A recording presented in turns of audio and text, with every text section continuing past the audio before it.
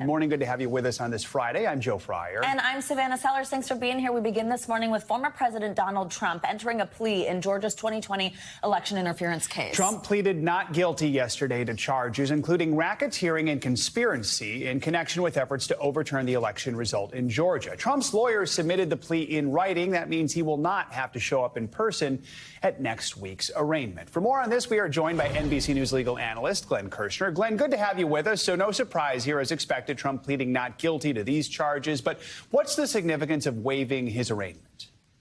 You know, ordinarily, Joe, defendants are required to appear personally when they're arraigned on the charges. Arraignment is just a fancy term for being put on formal notice, having your indictment read to you so you know the charges against which you're going to have to defend.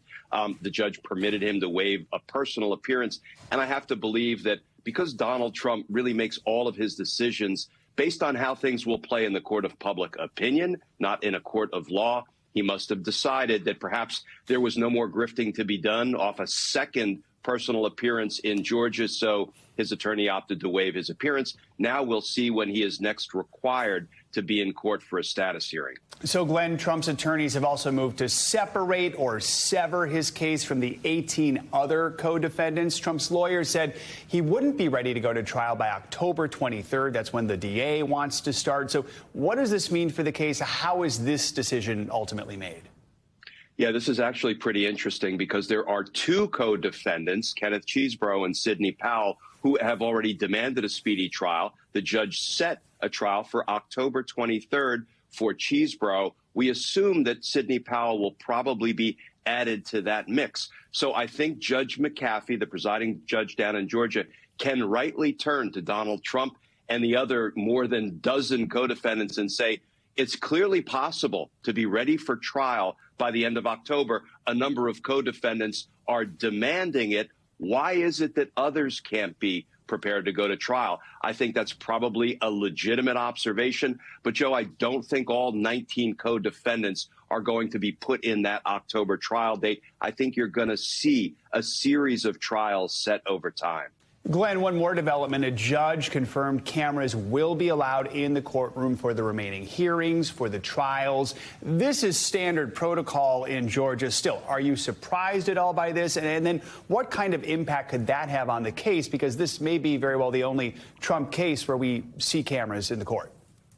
Yeah, I'm not surprised that Georgia is following sort of its normal operating procedures. They're going to allow cameras in the courtroom, and that is so important for the American people. Here's the thing. If you have no cameras in the courtroom, if there's no transparency regarding what's going on, you will have certain attorneys step to the cameras at the end of every day and announce that, you know, the government's case is falling apart. The prosecutor's case is not looking good. And the prosecutors will not step to the cameras at the end of the day because prosecutors are prohibited from speaking publicly about pending cases or pending trials. So in the court of public opinion, it'll be a little of a one-sided affair. That's why I think it's so important for the people, the voters, to be able to see for themselves what's going on. And I hope the federal court follows suit and they allow cameras in the courtroom as well. But that's an open question. Yeah, explain that one to us, because we know pretty much if it's federal court, no cameras in the court. How could that possibly happen in this situation? So there's an organization, the U.S. Conference of Judges, headed up by Supreme Court Justice, the Chief Justice, John Roberts. That body has the ability to grant an exception and to allow cameras in the courtroom. I maintain that because one of the charges in the January 6th case, the federal case in Washington, D.C., is a conspiracy to defraud the voters of the full value of their vote. That makes the voters the victims. And there's a law on the books called the Crime Victims' Rights Act that says victims may not be excluded from the trial. So I think there's a groundswell perhaps starting for cameras in the courtroom in Washington, D.C. See what happens. Glenn Kirshner, thanks so much for kicking us off. We appreciate it. Well, a Proud Boys leader convicted of seditious conspiracy has now received one of the longest sentences in connection with the January 6th attack on the Capitol. Joe Biggs was sentenced yesterday to 17 years in federal prison. Prosecutors had sought a 33-year sentence, saying Biggs, quote, served as an instigator and leader that day. Biggs was convicted in May on numerous other charges, including obstruction of an official proceeding and destruction of government property. Now to the aftermath of Hurricane Idalia. This morning, federal officials are on the ground still trying to assess the destruction left behind. Homeland Security Advisor Liz Sherwood-Randall says it'll be days before we know the full extent of the damage. President Biden plans to travel to Florida tomorrow to tour the areas most impacted by the hurricane. He made the announcement yesterday during a visit to FEMA headquarters. He also reassured storm victims they will get the help they need. And to the people of Florida and throughout the Southeast, I'm here to make clear that our nation has your back, and we are not going to, we're not going to walk away. We're not going to give up. We're not going to slow down. NBC News correspondent Maggie Vespa is in Horseshoe Beach, Florida, with the latest. Joe, Savannah, good morning from Horseshoe Beach, Florida, one of the areas that was initially cut off. And now we've gotten access. You can see the roads have reopened, and you can see the damage is insurmountable. I mean, this clearly used to be a house, right? You can see kind of the raised foundation, the wood framing, and then just right on top of that, the metal roofing. And there's basically nothing in between now.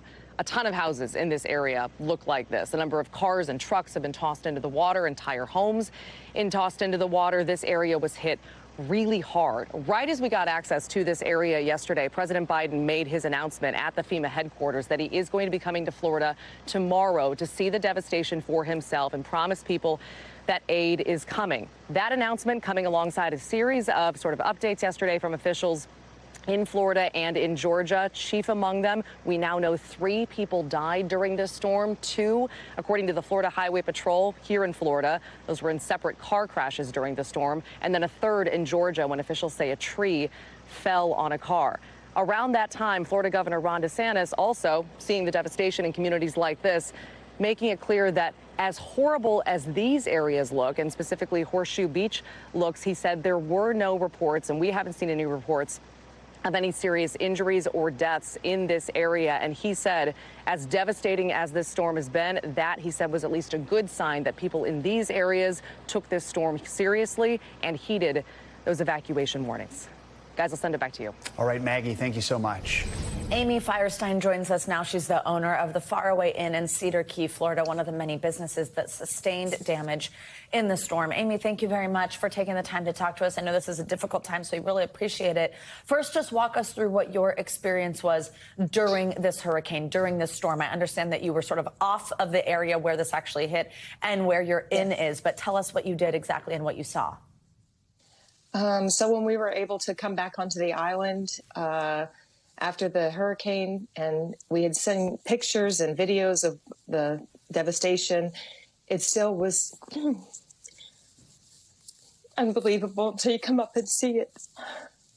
Oh, absolutely. Sorry. Oh, no, please. I know how difficult this must be. So you own this inn, and that's exactly what it was that sustained this damage. Tell us, when you saw it, explain some of the damage to me, the destruction to your property. So we lost we lost our cottage. It's down to just the foundation. Another cottage is missing a wall. We do have one cottage that's perfectly untouched and ready to be rented. We've lost another building. That's the golf view rooms. There's just a lot of cleanup, a lot of damage, a lot of things that need to be done. It's a little overwhelming. I think today is more because we're tired now, and we've gotten in there and kind of see what we need to do. I know volunteers are on their way today. We have great guests, and I've had so many reach out that are coming out to help us and coming to clean today. Cedar Key has opened up for all volunteers to come. I know there's a lot of GoFundMe pages. I know we have one that's getting set up now. I know Tidewater Tours has one, Steamers, Tipsy Cow, 83 West. There's quite a few businesses that have them set up, but also just volunteers coming in to help us clean up. There's a lot of cleanup. Oh, and when you say guests, you mean people who have previously stayed there are coming to help you? Yes. Oh, yes. We have them on the way. I've got a group coming from Melbourne tonight they're coming. So family from Port St. Lucie. I mean, we have amazing guests for 20 plus years that have been so supportive. Oh my goodness. That love Cedar Key, love Far Away In. So we're very lucky with that. And tell me what this is going to mean for your business. I mean, even just thinking, this is a holiday weekend. I'm sure people were planning to come stay at your property. Obviously, that's not going to be possible. What's this going to mean for your business? We will lose all of that. We were full for this weekend, Labor Day weekend, so we are losing that. Hopefully, within the next couple of weeks, we can have one cottage and a few rooms that we have available, but it also depends when Cedar Key can open up and businesses for people to come back. So we're going to take a hit for a little while, and now we're starting to deal with insurance and see what's covered and what's not. So it's going to be difficult. Tell me a little bit more about the area in general. What else have you seen in Cedar Key? I've seen the gas stations gone, so there's no gas on the island right now. So for volunteers, make sure you get gas before you come to the island. The marketplace has it's closed, so there's no food place on the island right now. The restaurants are closed.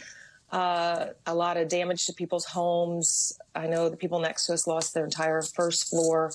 So it's just a lot going on for everybody in Cedar Key, but it's a strong community. Everybody's helping. I got neighbors coming and checking on me. We got people bringing us food, bringing water. So it's a strong community. We'll rebuild. Absolutely. It does sound like so much of the support that you're getting are from just these people that you know and have personal relationships with. Beyond that, are you getting the type of official help and support that you need? It's been so quick. I know the governor was there yesterday to see. So it's just happened. So I know the locals have been great with the help. We'll see how much comes in after that. It does appear that people are trying to help and the government is trying to help. And it's also just us together, the Cedar Key people just helping each other and volunteers coming in. That's a huge help for today. There's a lot of cleanup.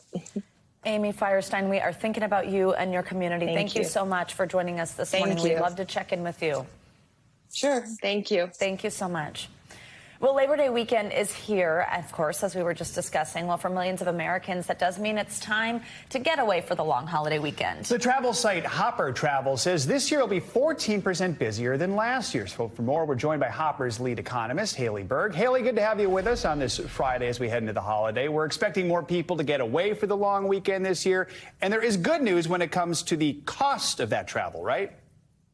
Yes, airfare for Labor Day weekend this year is considerably lower than last year and lower than what you would have paid in 2019. So those travelers who are headed to domestic destinations paid around $225 on average, which is a huge improvement to some of the really insane prices that we've seen over the last couple of years. Absolutely. If you did wait until the last minute, or maybe if you're still looking kind of to book things, what can you expect at this point? Have prices gone up significantly, or can you still find some good deals?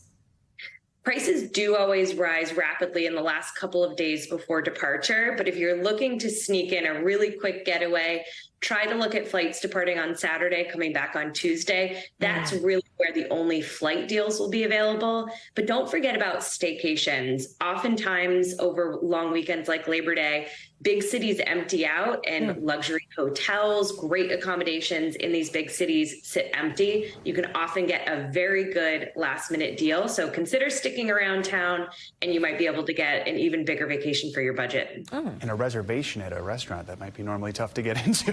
Good idea, too. Definitely. So what are the top travel destinations on a weekend like this Labor Day weekend?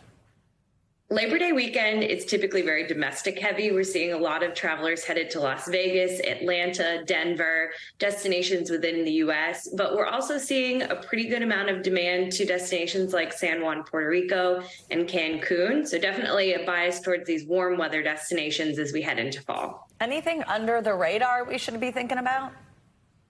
We should be prepared for disruptions this weekend. We know the hurricane has just passed through much of the South, and there are likely to be some of those, we call them snowball effect delays and cancellations, inbound aircraft. A few airports were closed earlier this week due to weather.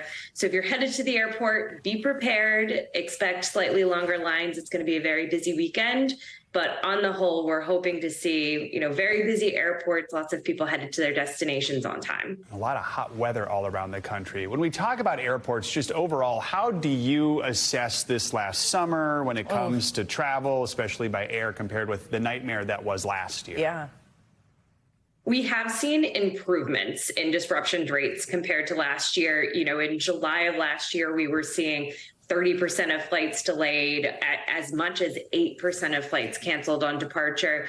So much improvement from that. But the reality is today, disruptions are higher than they were pre-pandemic. About 1 in 5 flights is going to be delayed on departure.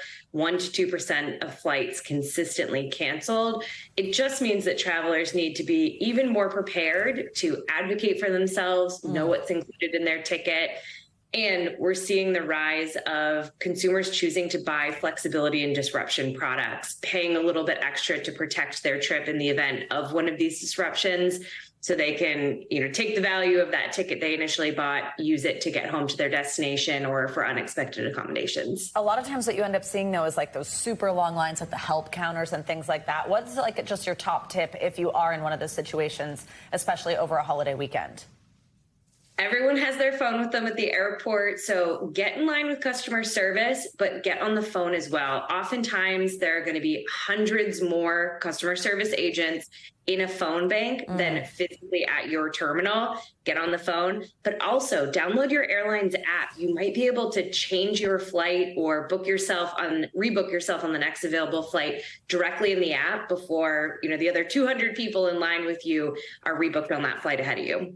I had a flight canceled recently. I ran as fast as I've ever run in my life to get to the front of that line. It's the most exercise I had all summer. Sometimes when you feel so bad, you see people crying in the line. It's just like it turns into total chaos real quick. All right, Haley Berg, we wish you a non-chaotic holiday weekend. Thanks for joining us. You as well. All right, well, now let's check in with meteorologist Angie Laxman. Yeah, her Labor Day forecast may determine how chaotic your weekend is. Hey, Angie. Hey, guys, if anyone has a video of Joe sprinting through the airport, feel free to DM it to me on social media. Cameras couldn't even capture. Yeah. All right, guys, let's talk about exactly what the travel might look like today. The good news is across parts of the Midwest, the Northeast, really even the middle of the country, not a lot going on that's going to slow you down on the roads or even in the air. We do have some showers and maybe even some thunderstorms that will track across parts of the Gulf Coast here as we get through the next, unfortunately, couple of days. And some of that, monsoon kind of stormy conditions that are going to settle in across parts of the Southwest, too. Here's the area along the Gulf Coast. That's the system that we're going to be watching kind of just hang around and be a bit of a nuisance for folks in this area here as we get through not just our Friday, but our Saturday, our Sunday, potentially even into our Labor Day as well. It's going to bring some heavy downpours. And unfortunately, some of those spots that already had a lot of rain from Idalia in the past couple of days are going to see the potential for some flooding concerns. You can see it extends all the way across parts of the Big Bend area as we gear up for maybe another inch or possibly 2 inches across that region through at least Saturday. So just a heads up there. I know a lot of folks are cleaning up even as far south as Tampa, the St. Petersburg area and points north up into places like Perry, dealing with, of course, that cleanup in the wake of Idalia. But we have some additional rainfall that may inhibit some of that. So keep updated on that. Meanwhile, out towards the southwest, there's those showers that I mentioned. We're going to have upwards of potentially 3 inches in some spots. The more widespread areas of rain are going to be closer to about 1/2 inch. So be aware of that. But it could interrupt some of those afternoon plans for you here if you're planning on getting out the door for folks for any of those activities during the holiday weekend. We do have flash flood warnings in effect for parts of Arizona, California, and extending into Nevada, so just keep that in mind. Otherwise, in the Northeast, guys, I'm happy to report for Saturday, gorgeous conditions. We're into early September now. I don't know where the time went, but we're really going to feel quite nice. In the middle of the country and into parts of the Midwest, especially on Sunday, it'll be quite hot. We're talking record heat. Places like Minneapolis will see high 90s, and that'll stretch all the way down into the southern plains where we'll be into, yes, the high 90s, but unfortunately for folks in southern Texas, triple digits as well. The rain sticks around for the Gulf Coast too, but plenty of sunshine on Sunday for, again, the eastern third of the country, really. And a hot holiday forecast for folks in that same region. We'll see the heavy rain kind of move into parts of the northern plains and along the Gulf Coast. We'll still see the stormy conditions. Those are the two kind of trouble spots if you're flying in and out of those areas, the Southwest, the Gulf Coast. You're going to want to maybe check your airlines. Otherwise, really nice conditions. I'm happy to report. We will take it. September beauty. I put those words on there for you specifically. Lots of sun. Hot holiday. I love them. I also can't believe it's September. Yeah, where did the time go? I know. Ugh, like yesterday was gorgeous here. Right. Oh, my goodness. It's summer weather, so at least we have that. Exactly. Thanks, Angie. Thank you. Thanks for watching. Stay updated about breaking news and top stories on the NBC News app or follow us on social media.